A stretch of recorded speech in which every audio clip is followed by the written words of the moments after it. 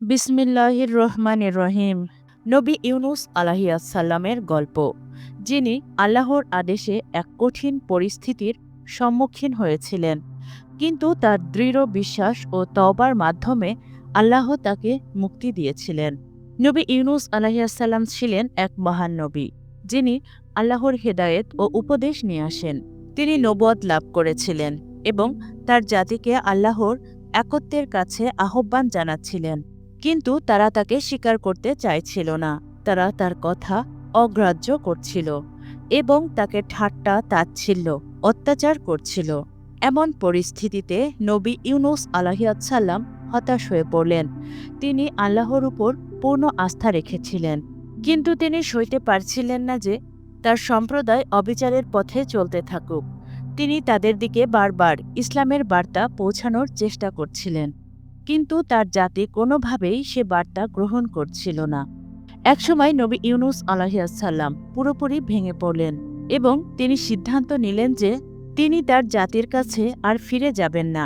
তিনি তাদের জন্য দুঃখিত হলেও তাদের সাহায্য করার উপায় আর পাচ্ছিলেন না। আল্লাহর আদেশ ছাড়া তিনি তাদের জ্ঞান দিতে চাইছিলেন না।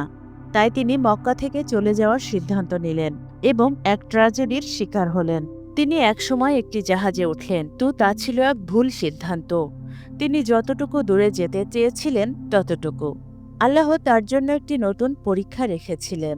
জাহাজ সমুদ্রে পৌঁছানোর পর একটি ঝড় এসে জাহাজটিকে প্রবল স্রোতে ঠেলে দিয়ে ডুবিয়ে দিল।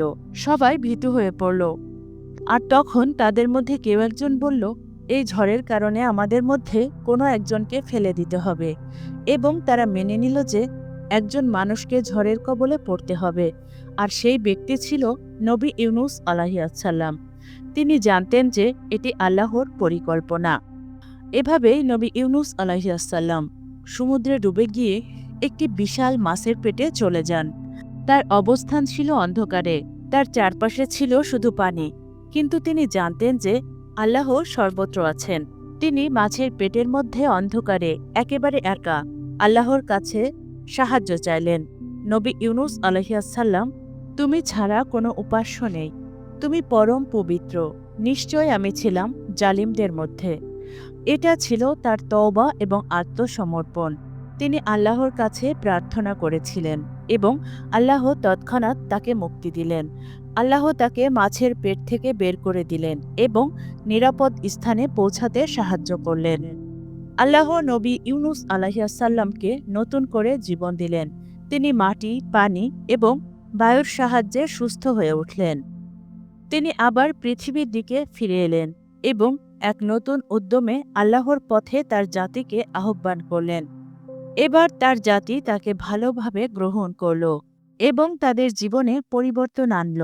তারা আল্লাহর একত্বের দিকে ফিরে এলো এবং নবী ইউনুস আলাইহিসসালামকে তাদের জন্য আল্লাহর রহমত ও দয়া প্রার্থনা করলেন।